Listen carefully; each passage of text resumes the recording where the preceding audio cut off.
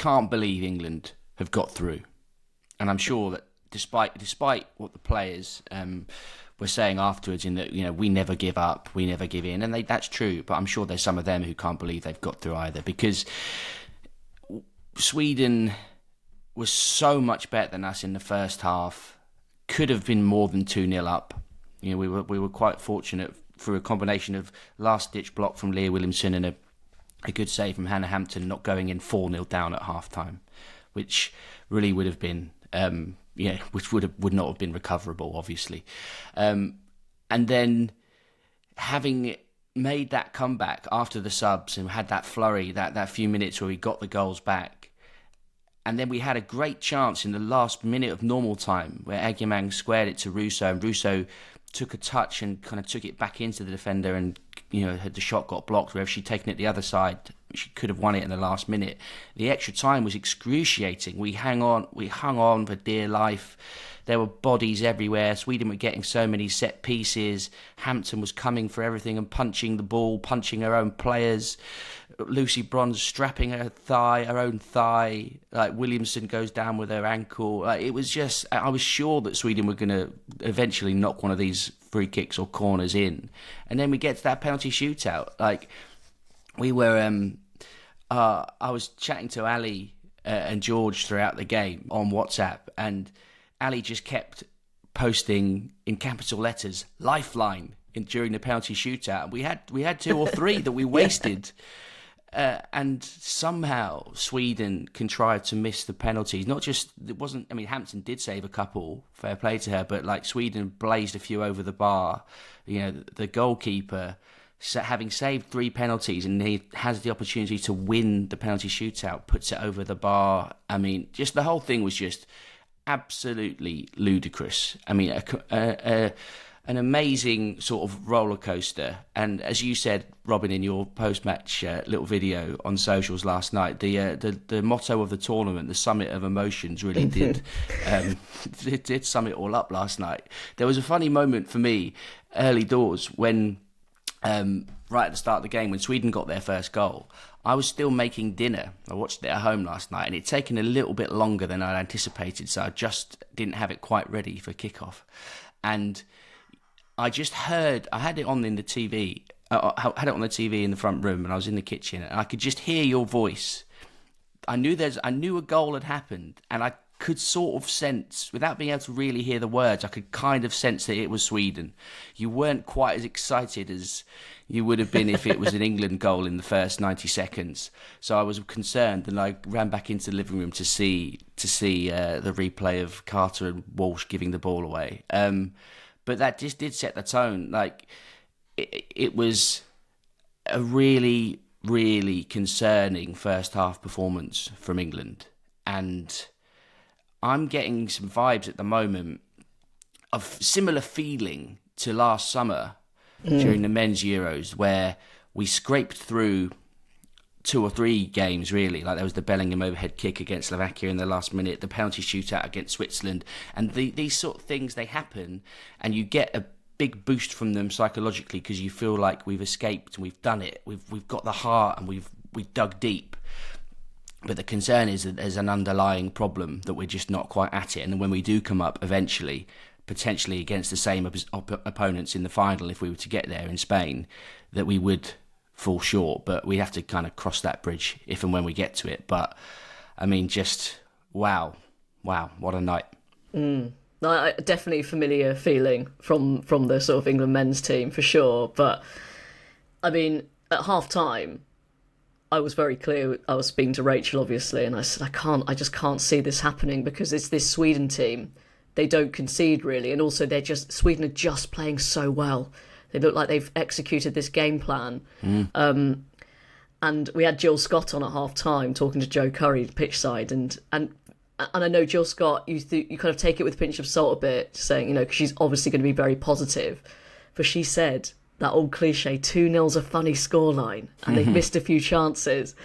But it was creeping towards quarter of an hour to go.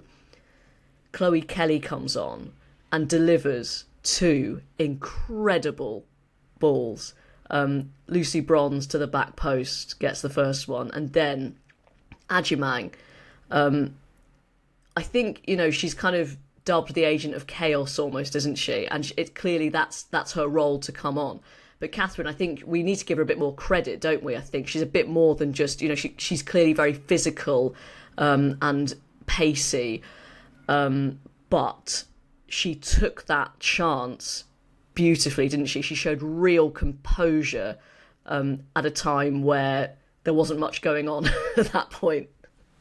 I mean, it's absolutely crazy that that was her third game for England. That was her second goal, and such a huge one in a huge moment. And it was quite a nice kind of thing that they got back into the game through Lucy Bronze, who's arguably their most experienced player, and then the leveler was from probably their least experienced player. It was sort of like two different generations sort of bringing them back from the brink. And I mean, Agyemang was just brilliant. The subs changed the game, but I thought her and Chloe Kelly in particular changed the way the game was going because she's so physical.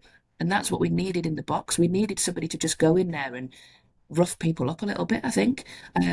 Not that that's all she's capable of. As I say, the finish is brilliant. So calm under pressure. She's quick. She's skillful. I mean, she's very raw because she is so young and she is, inexperienced at international level. But sometimes that makes her more dangerous, I think.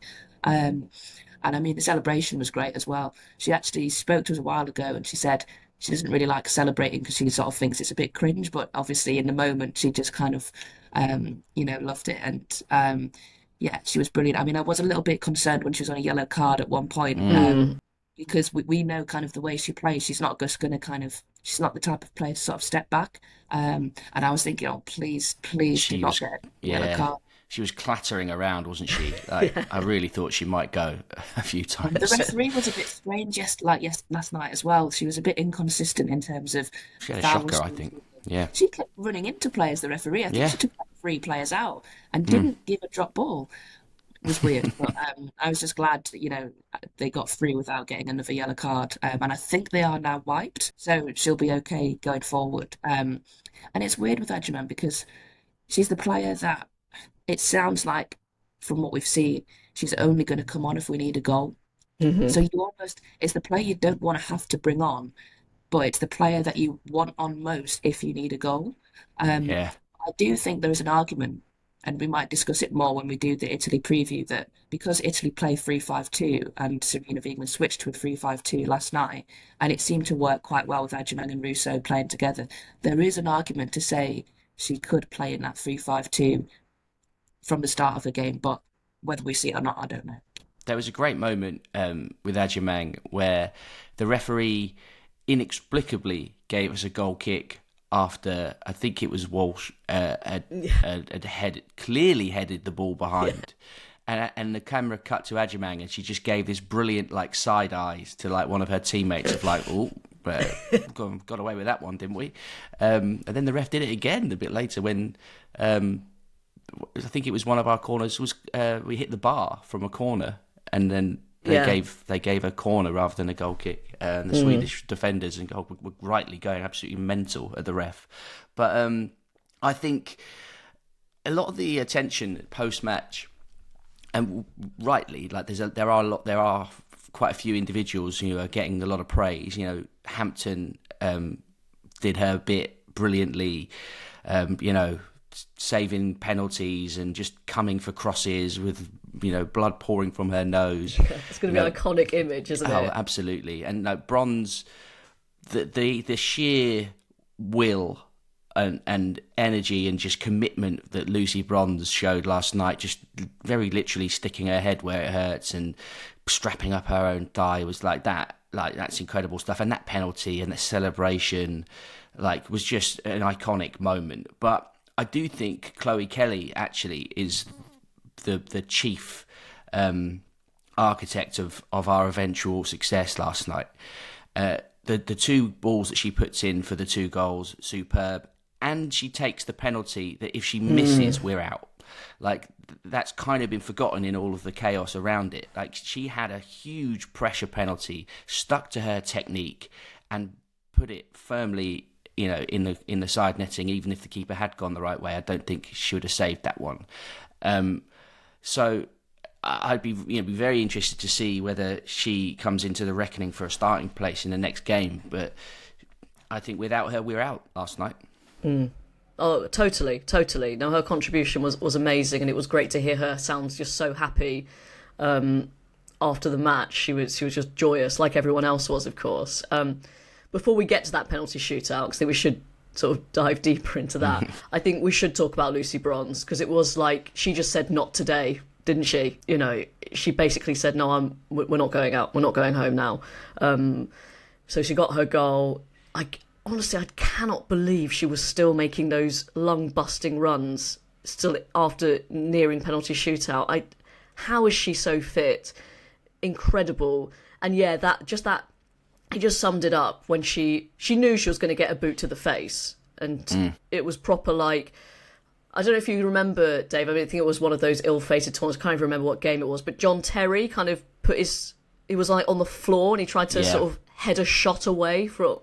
I think that was 2010 against Slovenia. It was one of those ill-fated Capello tournaments, I think.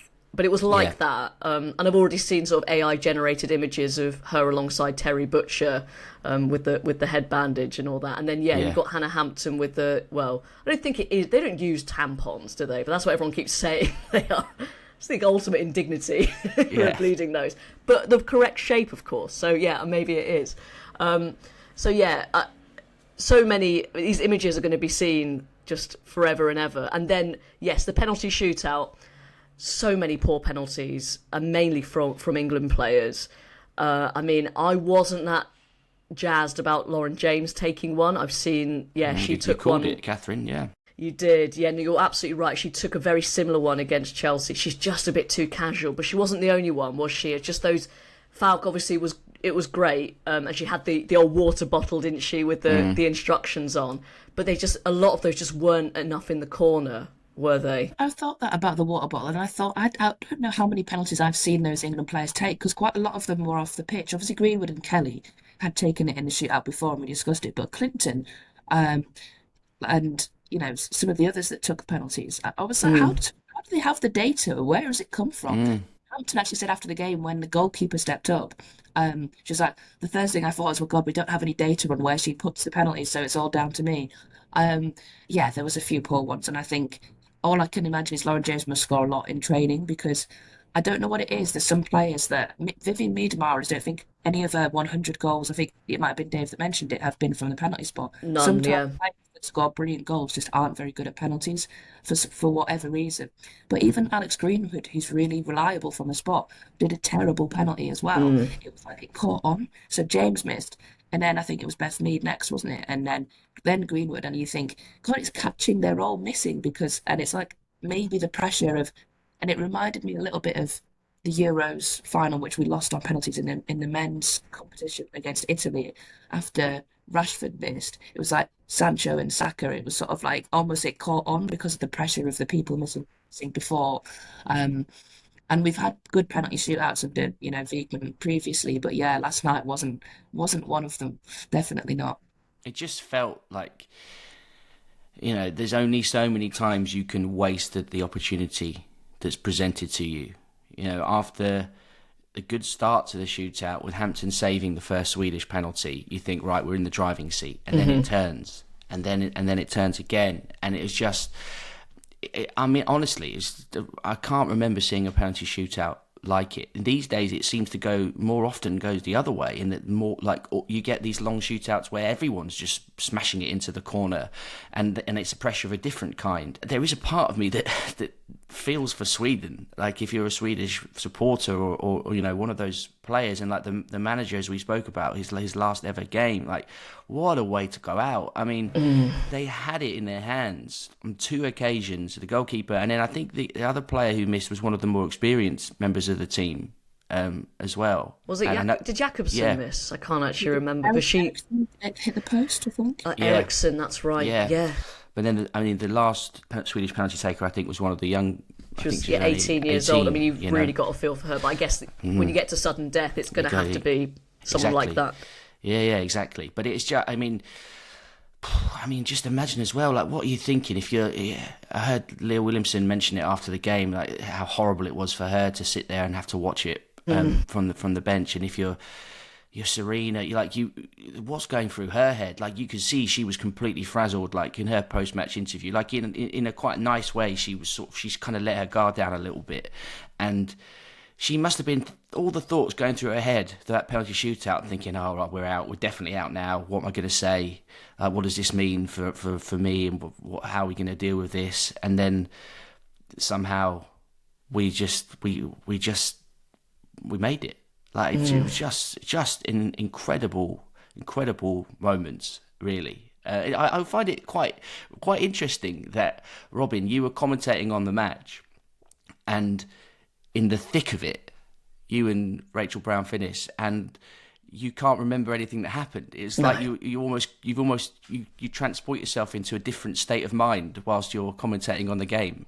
I really do. Out of body. Yeah, no, and I still feel a bit out of body, if I'm honest. It's yeah, no, I was just so concentrated on like what's happening in the moment that totally forget what's happening, and that's why I'm quite pleased I don't have to do post-match interviews, because I'd wouldn't know where to. I'd forget about all the contentious moments, everything that's happened, and forget totally what the relevant questions to ask, to be honest, because it's just and I was just so. Especially with my maths, permutations, penalty shootouts, it's not good. It's really not good. So I was kind of kept asking everyone, okay, is this one to win it? Is this one to stay in it? And because I didn't want to get that wrong, obviously. Lucy Bronze's penalty, again, she said, I'm going to choose violence today. And Rachel compared it to Stuart Pearce, and it kind of was like that, wasn't it? The celebration and the execution of that penalty. We'll preview the Italy game, obviously, but it does feel like England did get away with that. Let's talk about another more sort of concerning issues, was the defence. Jess Carter, I don't know how much was put on that last night, Kathryn.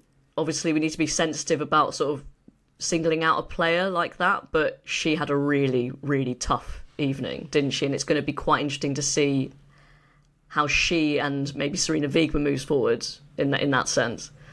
Yeah, and I think it's a shame, because I think Carter had done really well in that centre-back position after having a really tough game at left-back against France. It looked really solid at centre-back. Naturally, the Dutch and the Welsh teams did cause many problems.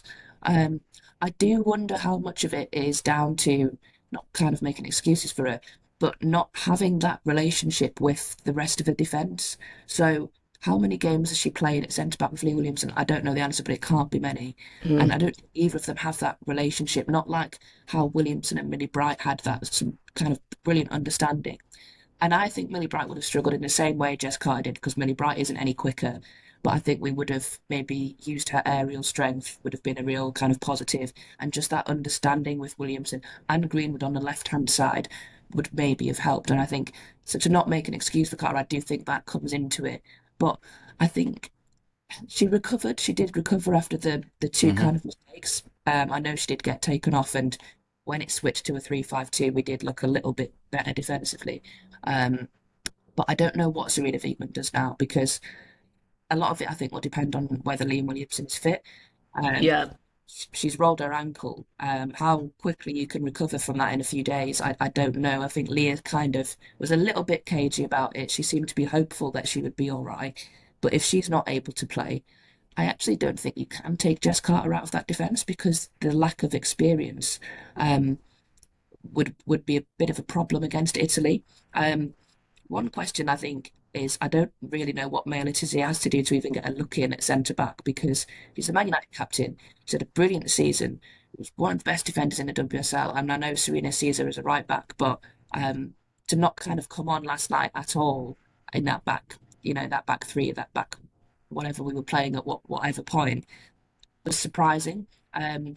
Esme Morgan, I thought, when she came on, I was like, well, she's a bit quicker, so that was a plus. But in the air, I think we still looked a little bit weak. So I do think Wiegman's got some big decisions to make. Yeah, Jonas Eidevall on the BBC coverage made that same point, Kathryn, about perhaps the situation that we saw in the first half, particularly with the second goal. Maybe that's one of the sort of side effects of having such a new back line that, with Carter, who hasn't played alongside those players for any length of time in that system. But also, I mean, I think it does happen sometimes. It was a good move from Sweden for the second goal, a good ball down the side. Like, she's got outpaced. Like, sometimes you do get outpaced by a player who's quicker than you. And then, to be fair to her, as you say, there was a similar situation not that long after, and she did get back and she got her body across and she snuffed out the chance for Blackstenius. And yeah, it can be difficult, can't it, in major tournaments? In these moments, it can be quite exposing for a player.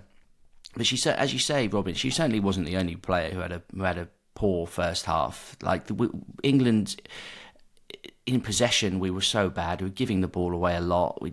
And also once we went 2-0 down, we were really forcing it. You could see that they were just panic was setting in, that this was slipping away, and they needed to be more composed. They needed to actually think, we've actually got a long time left here. We just need to, let's get the ball down, let's play. And I think they did get there eventually. Towards the end of the first half, they did calm it down a bit, and they did start to make some progress without really creating many proper chances. Because if you actually look at the stats, like if you look at on FOTMob, when you look at the stats across the game, across the 120 minutes they're actually very even. Now, sometimes stats don't completely tell the story. That they don't always match up with the eye test, and I think it's fair to say that Sweden can count themselves quite unfortunate to have not got through.